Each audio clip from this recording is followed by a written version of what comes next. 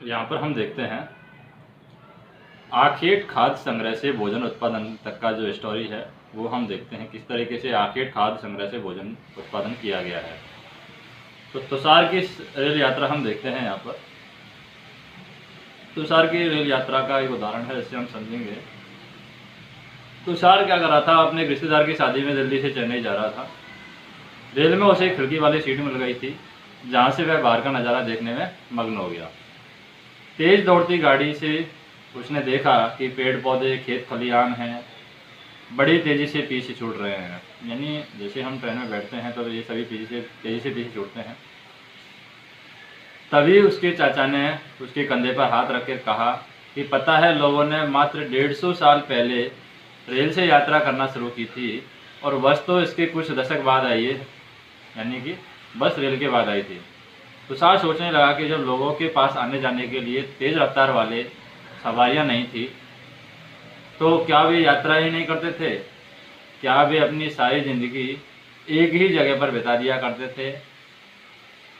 फिर उन्होंने सोचा कि नहीं, ऐसा नहीं हो सकता है, कोई बात और है यहाँ पर, ऐसी बात नहीं है। तो हम बात करते हैं आरंभिक मानव, आखिर वे इधर उधर क्यों घूमते थे। जो स्टार्टिंग में जो मानव थे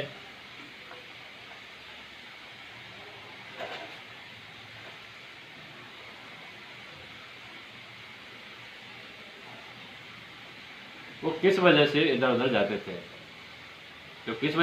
जाते थे, तो हम उन लोगों के बारे में बात करें। यहाँ पर इस पॉइंट के बारे में हम बात करें, आरंभिक मानव इधर उधर क्यों घूमते थे। तो जो इस उपमहाद्वीप में 20 साल लाख पहले यहाँ पर रहते थे, आज उन्हें हम आखेटक खाद्य संग्रह के नाम से जानते हैं। जो 20 साल पहले लोग यहाँ पर रहते थे उनको हम आखेटक खाद्य संग्रह के नाम से जानते हैं। और भोजन का इंतजाम करने की विधि के आधार पर उन्हें इस नाम से पुकारा जाता था क्योंकि वे भोजन का इंतजाम करते थे। आमतौर पर खाने के लिए वे जंगली जानवरों का शिकार करते थे, मछलियों या चिड़िया पकड़ते थे, फल फूल दाने पौधे पत्तियां अंडे इत्यादि वो इकट्ठा किया करते थे। आखेटक खाद्य संग्राहक है समुदाय के लोग हैं, एक जगह से दूसरी जगह पर घूमते रहते थे और ऐसा करने के कई कारण थे। पहला कारण यह है कि अगर वे एक ही जगह पर ज़्यादा दिनों तक रहते थे तो आसपास के पौधे फलों और जानवरों को खा करके वो समाप्त कर देते थे। इसलिए भोजन की तलाश में उन्हें क्या करना पड़ता था, दूसरी जगह जाना पड़ता था। जैसे मान लो यहाँ पर वो पहले रह रहे हैं और यहाँ पर सारा भोजन पानी समाप्त हो गया है तो यहाँ से वो शिफ्ट होकर अगर यहाँ पर भोजन पानी है तो यहाँ पर वो चले जाएंगे। तो एक जगह से दूसरी जगह पर वो दाना पानी के लिए यानी कि भोजन की तलाश में वो जाते थे। दूसरा कारण यह है कि जानवर जो है अपने शिकार के लिए या तो हिरण या फिर मवेशी अपना चारा ढूंढने के लिए वो भी एक जगह से दूसरी जगह जाया करते थे। इसलिए इन्हीं जानवरों का शिकार करने वाले लोग हैं, इनके पीछे पीछे एक जगह से दूसरी जगह जाया करते थे क्योंकि एक जगह अगर उनका शिकार खत्म हो जाएगा तो उन्हें दूसरी जगह जाना पड़ेगा। और तीसरा कारण यहाँ पर है, पहला कारण भोजन हो गया, दूसरा कारण शिकार हो गया और तीसरा कारण यह है कि पेड़ और पौधों में फल फूल अलग अलग मौसम में आते थे। इसलिए लोग उनकी तलाश में उपयुक्त मौसम के अनुसार अन्य इलाकों में यहाँ पर घूमते होंगे। तो तीसरा कारण क्या हो गया, तो फल फूल है वो मौसम के अनुसार आते हैं तो उनकी तलाश में भी लोग इधर एक जगह से दूसरी जगह जाते थे। चौथा कारण यह है कि पानी के बिना किसी भी कोई भी प्राणी है या पेड़ पौधे हैं जीवित रहना उनका संभव नहीं है। और पानी झीलों झरनों या नदियों में मिलता है, यद्यपि कई नदियाँ और झीलों का पानी है कभी कभी सूखता भी नहीं है। कुछ झीलें और नदियों में पानी बारिश के बाद ही मिल पाता है, इसलिए ऐसी झीलों और नदियों के किनारे बसे लोगों को सूखे मौसम में पानी की तलाश में इधर उधर यहाँ पर जाना पड़ता होगा। तो आरंभिक मानव के बारे में जानकारी कैसे मिलती है इसके बारे में हम बात करते हैं कि आरंभिक मानव के बारे में हमें जानकारी कहाँ से मिलती है। तो पुरातात्विकों की कुछ ऐसी वस्तुएं मिली हैं, यहाँ पर पुरातात्विक जो लोग हैं उनको कुछ ऐसी वस्तुएं मिली हैं जो पुराने खनिजों का मतलब कि जो पुरानी वस्तुएं मिलती हैं उनका विश्लेषण करते हैं, उनके आधार पर इतिहास का निर्माण करते हैं। तो उनको कुछ ऐसी वस्तुएं मिली हैं जिनका निर्माण और उपयोग आखेटक है खाद्य संग्राहक वो किया करते थे। यह संभव है कि लोगों ने अपने काम के लिए यहाँ पर पत्थरों का इस्तेमाल किया होगा, लकड़ियों का इस्तेमाल किया होगा, लकड़ियों के हड्डियों के औजारों का इस्तेमाल किया होगा। इनमें से पत्थरों के औजार जो है वो आज भी, अगर हम बात करें तो आज भी पत्थरों के औजार हैं वो बचे हुए हैं। इनमें से कुछ औजार थे उनका उपयोग है फल फूल काटने के लिए, हड्डियों और जो मांस है उनको काटने के लिए कुछ औजारों का प्रयोग किया जाता था। पेड़ों की छाल हुई, जानवर की खाल उतारने के लिए भी इन औजारों का प्रयोग किया जाता था। और साथ में हम बात करें, कुछ के साथ हड्डियां और लकड़ियों के मुट्ठे भी वहाँ पर लगा करके भाले और बाण जैसे हथियार यहाँ पर बनाए जाते थे। कुछ औजारों से लकड़ियाँ काटी जाती थी। लकड़ियों का उपयोग है वो ईंधन के साथ साथ झोंपड़ियों और औजार बनाने के लिए भी किया जाता था। पत्थर के औजार की अगर हम बात करें, यहाँ पर अगर हम देखें, ये पत्थर का औजार है, तो ये पत्थर का औजार है, यहाँ पर पेड़ काटने के लिए इस्तेमाल किया जा रहा है। ये भी यहाँ पर हम बात करते हैं कि इंसान के खाने योग्य जड़ों को खोदने के लिए यहाँ पर ये वाला पत्थर इस्तेमाल किया जा रहा है। और जानवरों की खाल को कुरेदने के लिए और वह जानवरों की खाल से बने वस्त्रों को सिलने के लिए, क्योंकि जानवरों की खाल से वस्त्र बनाते थे पहले पुराने ज़माने में। जो आरंभिक आदि मानव हैं वो जानवरों की खाल से वस्त्र बना करके पहनते थे, तो उस खाल से बने वस्त्रों को सिलने के लिए यहाँ पर इस पत्थर का इस्तेमाल किया जाता था। इस तरीके के पत्थरों का इस्तेमाल किया जाता था। अब हम बात करते हैं रहने की जगह का निर्धारण किस तरीके से किया जाए। जैसे यहाँ पर हम देख सकते हैं, ये मानचित्र है, लाल त्रिकोण वाले ये जो छवि हैं ये पुरापाषाणिक स्थल हैं। तो पुरापाषाणिक स्थल है कि इम्पोर्टेंट फैक्टर है, यानी इम्पोर्टेंट पॉइंट्स हैं, हमें याद ध्यान रहना चाहिए। जो पुरापाषाणिक पुरास्थल है वो जैसे कि कुरनूल की गुफाएं हैं, ये पुरापाषाणिक पुरास्थल है। कुरनूल की गुफाएं हो गया। और हम बात करें, ये हुंसगी हो गया, हुंसगी।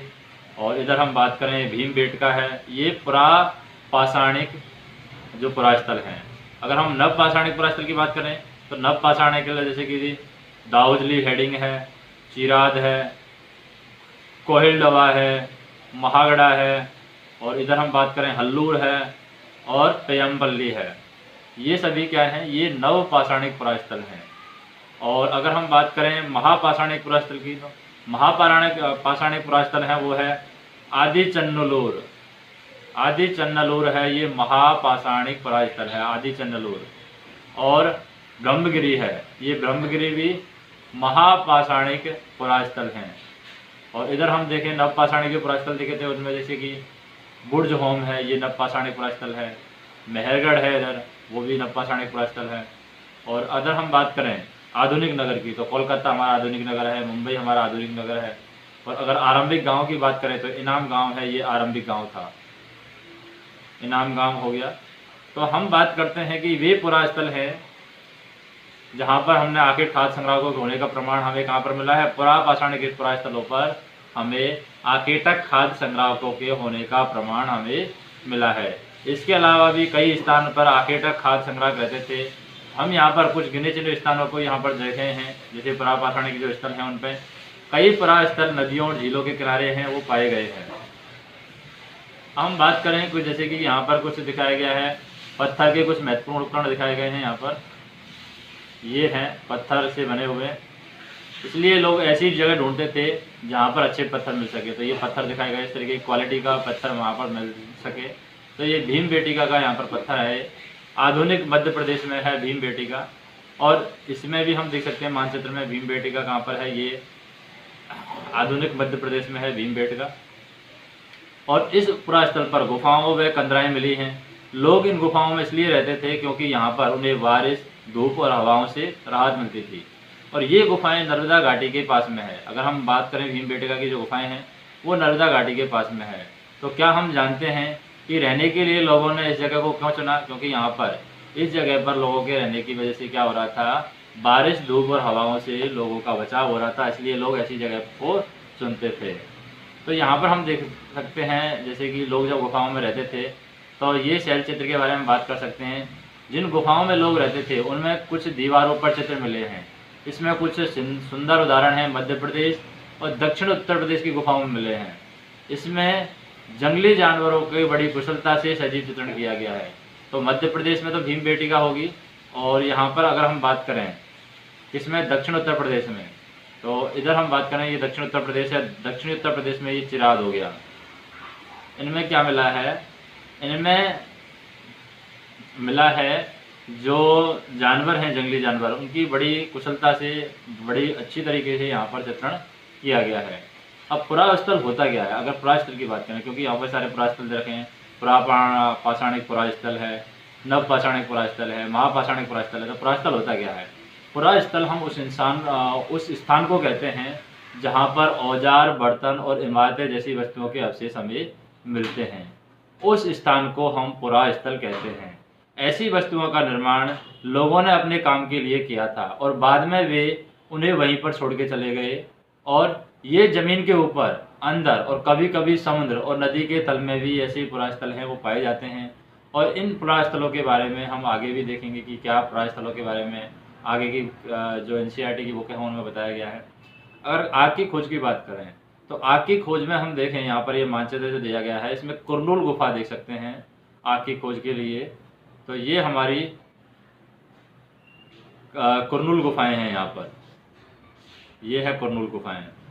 तो कुरनूल गुफा है, यहाँ पर राख के अवशेष मिले हैं कुरनूल गुफाओं में। इसका मतलब यह है कि आरंभिक लोग हैं, आग जलाना सीख गए थे और आग का इस्तेमाल है कई कार्यों के लिए किया गया होगा, जैसे कि प्रकाश के लिए आग का इस्तेमाल किया गया होगा, मांस भूनने के लिए प्रकाश का इस्तेमाल किया गया होगा, प्रकाश के लिए आग का इस्तेमाल, मांस भूनने के लिए आग का इस्तेमाल, और ख़तरनाक जानवरों को दूर भगाने के लिए भी हो सकता है आग का इस्तेमाल किया गया हो। तो आज हम आग का उपयोग किस लिए करते हैं? अगर हम यहाँ पर तिथियों की बात करें तो हम जिस काल के बारे में पढ़ रहे हैं, पुरातात्विदों ने उसके बड़े बड़े नाम रखे हैं। आरंभिक काल को वे पुरापाषाण काल कहते थे, जो स्टार्टिंग में काल है उसको पुरातात्विद हैं वो पुरापाषाण काल कहते थे। और यह दो शब्द है, पुरा यानी होता है प्राचीन, पुरापाषाण में क्या है, पुरा भी आ रहा है, पुरा मतलब होता क्या है प्राचीन, और पाषाण मतलब पत्थर से बना हुआ।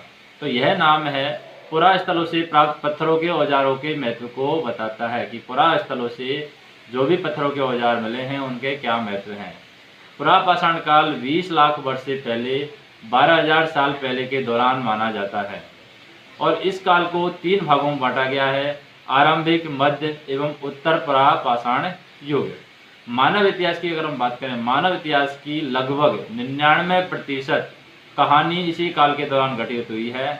जो पुरापाषाण युग है, इसी काल के दौरान 99% कहानी है। मानव का जो विकास हुआ है, मानव का जो इतिहास हुआ है, उसकी घटनाएं इसी 99% की जो कहानी है, इसी समय में जो हमारा तीनों पुरापाषाण काल के जो तीनों भाग हैं, आरंभिक पुरापाषाण काल, मध्य पुरापाषाण काल और उत्तर पुरापाषाण काल, इन्हीं में ये घटनाएं हैं घटित हुई है। और जिस काल में हमें पर्यावरणीय बदलाव मिलते हैं उसे मेसोलिथ यानी कि मध्य पाषाण युग कहते हैं। तो ये मेसोलिथ किस में मिलता है? मेसोलिथ मतलब कि इस काल में हमें क्या मिलता है? मेसोलिथ काल में हमें मध्य पाषाण युग में हमें क्या मिलता है? मध्य पाषाण युग यानी मेसोलिथ काल में हमें जो पर्यावरणीय परिवर्तन आया है, पर्यावरण में जो परिवर्तन आया, जो बदलाव आया है, वो हमें मिलता है मध्य पाषाण युग में। और इसका समय जो है मध्य पाषाण युग का समय, वो 12,000 साल पहले से लेकर के 10,000 साल पहले तक का माना जाता है। और इस काल के पाषाण औजार हैं आमतौर पर बहुत छोटे होते थे, जो मध्य पाषाण काल युग में बनाए गए थे, और इन्हें हम माइक्रोलिथ यानी कि लघु पाषाण भी कहते हैं। जो छोटे छोटे औजार बनाए गए थे उन औजारों को हम लघु पाषाण कहते हैं। क्या कहा जाता है? उन औजारों को लघु पाषाण कहा जाता है। और इन औजारों में हड्डियां या लकड़ियों के मुट्ठे लगी हंसिया और आरी जैसे औजार हैं, वो हमें इन औजारों में मिलते हैं। साथ साथ ही पुरापाषाण युग वाले औजार भी इस दौरान बनाए जाते रहे हैं।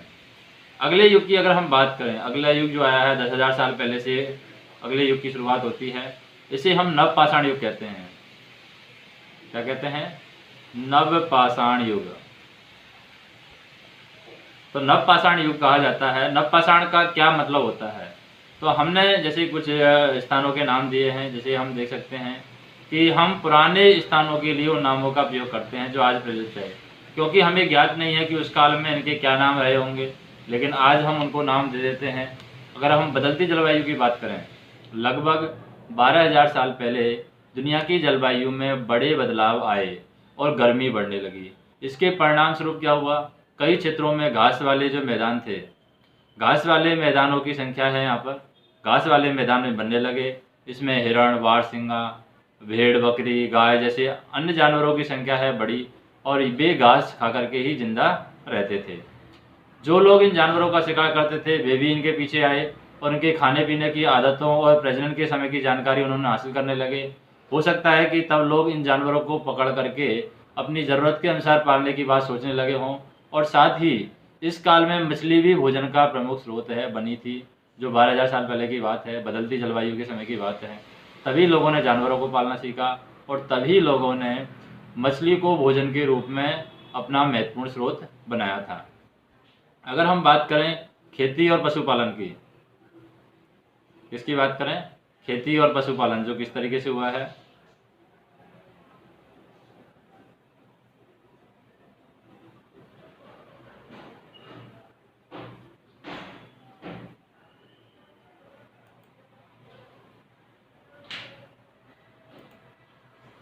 तो यहाँ पर हम देख सकते हैं खेती और पशुपालन। तो इस दौरान उपमहाद्वीप के भिन्न भिन्न जो इलाके हैं, जिसमें गेहूँ, जौ, धान जैसे अनाज हैं, प्राकृतिक रूप से यहाँ पर उगने लगे थे। शायद महिलाओं, पुरुषों या बच्चों ने इन अनाजों को भोजन के लिए बटोरना यहाँ पर शुरू कर दिया। और हुआ क्या, साथ ही वे यह भी सीखने लगे कि यह अनाज कहाँ उगते हैं और कब पक के तैयार होते हैं। ऐसा करते करते लोगों ने इन अनाजों को खुद पैदा करना सीख लिया और इस प्रकार धीरे धीरे लोग हैं यहाँ पर कृषक बन गए।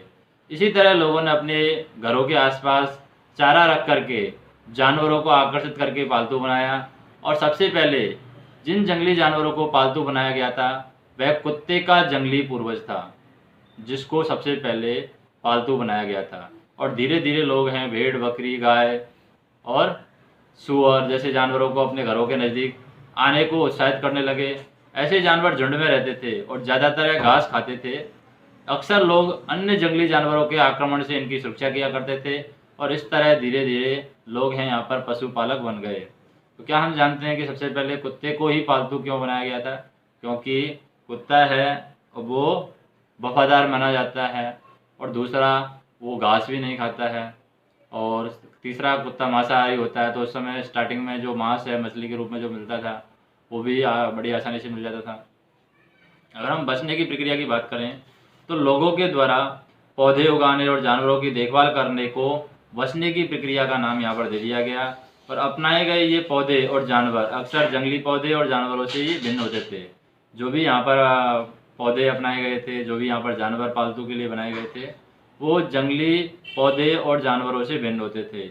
इसकी वजह यह थी कि बचने की प्रक्रिया की दिशा में अपनाए गए जो पौधे या जानवरों का लोग हैं चयन करते थे। उदाहरण के तौर पर हम बात करें, लोग उन्हीं और पौधों या फिर जानवरों का चयन करते थे जिनके बीमार होने की संभावना कम हो।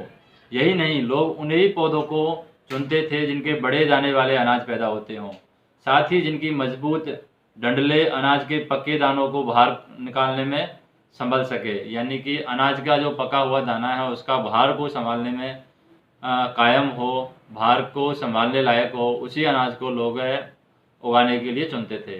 तो ऐसे पौधों के बीजों को संभाल करके रखा जाता था ताकि फिर से उगाने के लिए उनके गुण संरक्षित रह सके।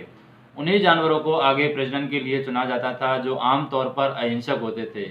इसलिए हम देखते हैं कि पाले गए जानवर और कृषि के लिए अपनाए गए पौधे जंगली जानवर और पौधों से भिन्न भिन्न यहाँ पर धीरे धीरे भिन्न होते गए हैं। और मिसाल के तौर पर अगर हम बात करें तो जानवरों की तुलना में जंगली जानवर हैं, जंगली जानवरों की तुलना में पालतू जानवरों के दांत और सींग हैं वो छोटे होते हैं। तो यहाँ पर हम दांतों को देख सकते हैं कि जो जंगली सुअर के दांत और पालतू सुअर के दांत में अंतर अगर हम बात करें, यहाँ पर ये है, इतना बड़ा अंतर है। ये जंगली सुअर के दांत है और ये पालतू सुअर के दांत हैं। तो धीरे धीरे क्या है, बचने की प्रक्रिया है पूरे दुनिया में धीरे धीरे चलती रही और यह करीब क्या हुआ 12,000 साल पहले शुरू हुई थी। और वास्तव में आज हम जो भोजन करते हैं वो इसी बचने की प्रक्रिया की वजह से है। और कृषि के लिए अपनाई गई सबसे प्राचीन फसलों में कौन सी है? गेहूं और जौ है। उसी तरह सबसे पहले पालतू बनाए गए जानवरों में कुत्ते के बाद में भेड़ बकरी का नंबर आता है। कुत्ते के बाद में किसको पालतू बनाया गया था? भेड़ या बकरी को पालतू बनाया गया था। अब बात करते हैं एक नवीन जीवन शैली की। एक नवीन जीवन शैली का उद्घाटन किस तरीके से हुआ, किस तरीके से नवीन जीवन शैली है हमारे जीवन में नवीन जीवन शैली ने प्रवेश किया। तो तुम जिन पौधों के बीज को बो करके देखोगे, तुम पाओगे कि इसे विपरीत होने के कुछ वक्त लगता है। यानी कि यहाँ पर कोई भी पौधे के बीज अगर हम बोते हैं तो उसको विकसित होने में थोड़ा ही वक्त लगता है, कुछ ही वक्त लगता है। इसमें कुछ दिन, महीने या फिर साल तक हो सकता है लग जाए, कुछ बीज ऐसे भी हैं। इसलिए जब लोगों ने पौधे उगाने लगे थे तो उनकी देखभाल के लिए उन्हें एक जगह पर लंबे समय तक रहना पड़ता था, और बीज बोने से लेकर के फसलों के पकने तक, फिर पौधों की सिंचाई करने, फिर खरपतवार को काटने, हटाने, जानवरों और चिड़ियाओं से उनकी सुरक्षा करने जैसे बहुत से काम यहाँ पर शामिल हुए। कटाई के बाद अनाज का उपयोग बहुत संभाल करके करना पड़ता था। अनाज को भोजन और बीज दोनों ही रूपों में बचा करके रखना पड़ता था। इसलिए लोगों को इनके भंडारण की बात सोचनी पड़ी। और यहाँ पर क्या हुआ था, बहुत से लोग हैं, अनाज का उपयोग है यहाँ पर बीज के रूप में, खाद के रूप में, खाने के लिए, उपहार के रूप में अनाज का उपयोग किया जाने लगा, और भंडारण के लिए भी अनाज का इस्तेमाल किया जाता था। बहुत इलाकों में लोगों ने मिट्टी के बड़े बड़े बर्तन बनाए, टोकरियाँ बुनी गई, और फिर ज़मीन में गड्ढा खोदा गया। तो क्या हमें लगता है कि शिकारी या भोजन संग्रह करने वाले बर्तन बनाते हैं और उनका उपयोग करते होंगे?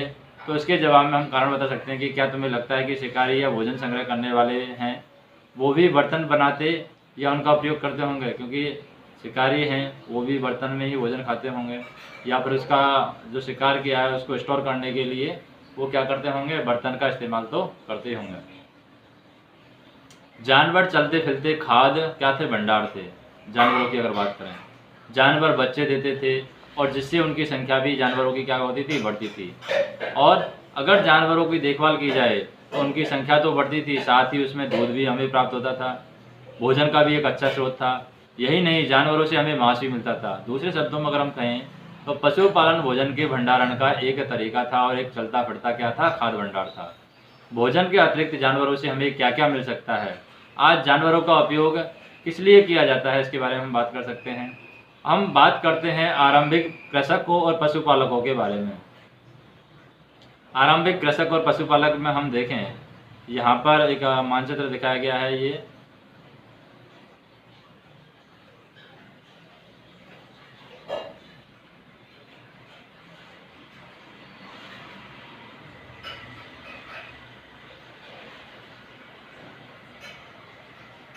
आरंभिक कृषकों और पशुपालक।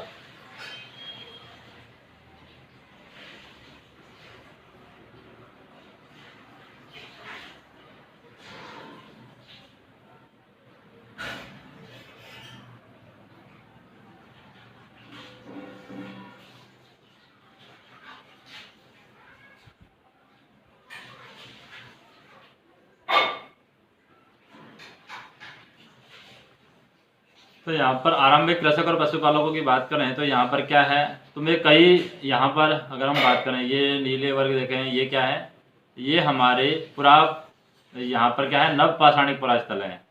अब नव पाषाणिक जो पुरास्थल हैं, इनमें प्रत्येक बिंदु उस जगह को दर्शाता है जहाँ पुरातात्विदों को शुरुआती कृषक और पशुपालकों के होने के साक्ष्य मिले हैं।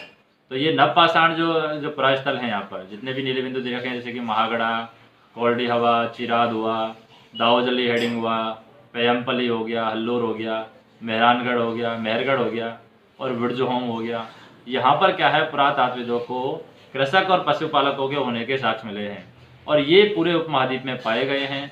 और इनमें सबसे महत्वपूर्ण है पश्चिमोत्तर क्षेत्र में, आधुनिक कश्मीर में भी मिले हैं। आधुनिक जो कश्मीर है, बुर्जहोम, यहाँ पर भी मिले हैं। पश्चिम उत्तर जो क्षेत्र है हमारा, उसमें भी मिले हैं। ये मेहरगढ़ पश्चिम उत्तर क्षेत्र है, यहाँ पर भी मिले हैं। ये महत्वपूर्ण है।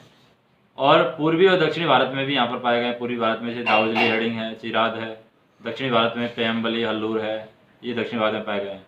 वास्तव में ये निर्दिष्ट स्थान हैं वो कृषकों और पशुपालकों की बस्तियाँ थी या नहीं, इसे जांचने के लिए वैज्ञानिक खुदाई में मिले यहाँ पर पौधे और पशुओं की हड्डियों के नमूनों का अध्ययन करते हैं, और इनमें सबसे रोचक जले हुए अनाज के दानों के अवशेष हमें मिले हैं। ऐसे लगता है कि ये गलती से या फिर जानबूझकर जलाए गए होंगे। वैज्ञानिकों ने इन अनाज के दानों की पहचान कर सकते हैं, और इस तरह हम क्या कर सकते हैं, हमें पता चलता है कि उस महाद्वीप में या इस उपमहाद्वीप के विभिन्न भागों में बहुत सारी फसलें उगाई जाती थी, और वैज्ञानिक विभिन्न जानवरों की हड्डियों की भी पहचान कर सकते हैं। और उससे हमें पता चलता है कि अलग अलग जानवर यहाँ पर पाले जाते थे। स्थायी जीवन की ओर की अगर हम बात करें, स्थायी जीवन की ओर मानव कब बढ़ा था, तो क्या हुआ, पुरातात्विदों को कुछ पुरास्थलों पर झोंपड़ियों और घरों के निशान मिले हैं। जैसे कि बुढ़जोम में पुरातात्विदों को झोंपड़ियों और घरों के क्या मिले हैं, निशान मिले हैं। लोग गड्ढे के, जो गड्ढा होता है, गड्ढे के नीचे घर बनाते थे, जैसे कि गर्तवास कहा जाता था। तो गड्ढे के नीचे जो घर जो बनाया जाता था उसको क्या कहते थे, गर्तवास लोग हैं यहाँ पर कहते थे। और इसमें उतरने के लिए सीढ़ियाँ होती थी, और इससे उन्हें धक्के जो ठंड होता है, इससे इसमें उतरने के लिए सीढ़ियाँ होती थी, और उनमें ठंड के मौसम में सुरक्षा उनको मिलती थी। पुरातात्विदों को झोंपड़ियों के अंदर और बाहर दोनों ही स्थानों पर आग जलाने के लिए क्या है, जगह मिली है। और ऐसा लगता है कि यहाँ पर लोग हैं मौसम के अनुसार घर के अंदर और बाहर खाना यहाँ पर पकाते थे। एक गर्तवास की अगर हम बात करें, गर्तवास में क्या है, बहुत सारे जगहों से पत्थर के औजार भी हमें मिले हैं। इनमें से कई ऐसे हैं जो पुरापाषाण युगीन उपकरणों से भिन्न हैं, इसलिए उन्हें नवपाषाणीन युगीन का माना जाता है। और इनमें वे औजार भी हैं जिनकी धार को और अधिक पैना करने के लिए उन पर पॉलिश चढ़ाई गई है। ओखली और मूसल का प्रयोग करके अनाज और वनस्पतियों से प्राप्त अन्य चीज़ों को पीसने के लिए इन जो पतली धार वाले पाषाण पत्थर हैं उनका प्रयोग किया जाता था। और क्या करते थे, आज हजारों साल बाद भी ओखली और मूसल का प्रयोग अनाज पीसने के लिए किया जाता है। और उसी तरह प्राचीन प्रस्तर युगीन औजारों का निर्माण और प्रयोग लगातार होता रहा है, और कुछ औजार हैं वो हड्डियों से भी बनाए जाते हैं। अगर हम बात करें कि एक पात्र है, एक बड़ा सा अगर घड़ा लें, तो इस घड़े में हम क्या रख सकते हैं। तो नवपाषाण युग के पुरास्थलों में कई तरह की मिट्टी के बर्तन भी मिले हैं। कभी कभी उन मिट्टी के बर्तनों में अलंकरण का भी प्रयोग किया गया है। बर्तनों का उपयोग है चीज़ों को रखने के लिए किया जाता था। धीरे धीरे लोग बर्तनों का प्रयोग है खाना बनाने के लिए भी करने लगे, और लोग चावल, गेहूँ, दलहन जैसे अनाज हैं अब आहार का वो महत्वपूर्ण स्रोत बन गए थे धीरे धीरे। और इसके साथ साथ अब लोग कपड़े भी बुनने लगे थे, और इसके लिए कपास जैसे आवश्यक पौधे यहाँ पर उगाए जा सकते थे। क्या ये वर्तमान जो परिवर्तन जो है, धीरे धीरे जो परिवर्तन हो रहा था मानव के इतिहास में, ये हर जगह एक ही साथ आ रहे थे? ऐसी बात नहीं है कि एक जगह जहाँ कई जगहों पर स्त्री पुरुष शिकार और भोजन संग्रह करने का काम करते थे, वहीं अन्य लोगों ने हजारों सालों के दरमियान धीरे धीरे खेती और पशुपालन को वहाँ पर अपना लिया था। जहाँ पर लोग शिकारी कर रहे थे, वहीं दूसरी जगह लोगों ने क्या कर लिया था, खेती और पशुपालन को भी अपना लिया था। बहुत जगह लोग हैं मौसम के मुताबिक बदल बदल करके अपनी जीविका भी चला रहे थे। अगर हम सूक्ष्म निरीक्षण की बात करें, मेहरगढ़ में हम बात करें, जी मेहरगढ़ जो है ये वाला मेहरगढ़ मानचित्र है, इसमें हम देखें यह ईरान जाने वाले सबसे महत्वपूर्ण रास्ते था, ईरान जाने के लिए उसमें पड़ता था। और बोलन दर्रे है, बोलन दर्रे के पास एक हरा भरा समतल स्थान है। ये किसके पास में है, ये बोलन दर्रे के पास में हरा भरा समतल स्थान है। मेहरगढ़ संभवतः वह स्थान है जहाँ स्त्री पुरुषों ने इस इलाके में सबसे पहले, मेहरगढ़ में सबसे पहले जौ, गेहूँ उगाना और भेड़ बकरी पालना यहाँ पर मेहरगढ़ में सीखा था। यहाँ विभिन्न प्रकार के जानवरों की हड्डियाँ मिली हैं, इसमें हिरण और सुअर जैसे जंगली जानवर और भेड़ बकरियों की यहाँ पर हड्डियाँ मिली है। और मेहरगढ़ में इसके अलावा चौकोर और आयताकार घरों के अवशेष भी मिले हैं। प्रत्येक घर में 4 या उससे ज़्यादा कमरे मिले हैं, जिनमें से कुछ संभवतः भंडारण के काम भी आते होंगे। मृत्यु के बाद अगर हम बात करें, मृत्यु के बाद सामान्यतः क्या होता है, मृतक के सगे संबंधी उसके प्रति सम्मान जताते थे। लोगों की आस्था थी कि मृत्यु के बाद भी जीवन होता है, इसलिए कब्रों में मृतकों के लिए कुछ सामान भी रखे जाते थे। और मेहरगढ़ में ऐसी कब्रें हमें मिली हैं कि एक कब्र में एक मृतक के साथ में एक बकरी भी दफनाया गया था, और संभवतः ऐसे परलोक में मृतक के खाने के लिए रखा गया होगा। तो मेहरगढ़ की अगर हम कब्र की बात करें, तो यहाँ पर ये मेहरगढ़ की एक कब्र है। जैसे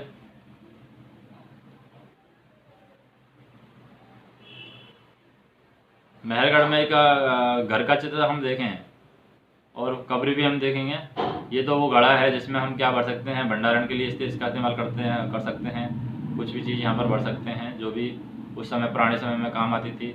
ये मेहरगढ़ के घर का चित्र है। मेहरगढ़ के घर शायद ऐसे दिखते होंगे, जिसे अपना अपन जो घर में रहते हैं उसका और इसका कुछ डिफरेंस हम देख सकते हैं कि इसमें बनावट में क्या अंतर है। और यहाँ पर भी हम देखें, ये मेहरगढ़ की कब्र का चित्र है। तो बकरी के कंकाल को हम पहचान सकते हैं। बकरी का कंकाल कौन सा है? ये बकरी का कंकाल है। इंसान के साथ में बकरी को बांधा गया है ताकि वो परलेख में भोजन ग्रहण कर सके। फ्रांस की गुफा के कुछ कई चित्रकारी यहाँ पर बताए गए फ्रांस की गुफा के।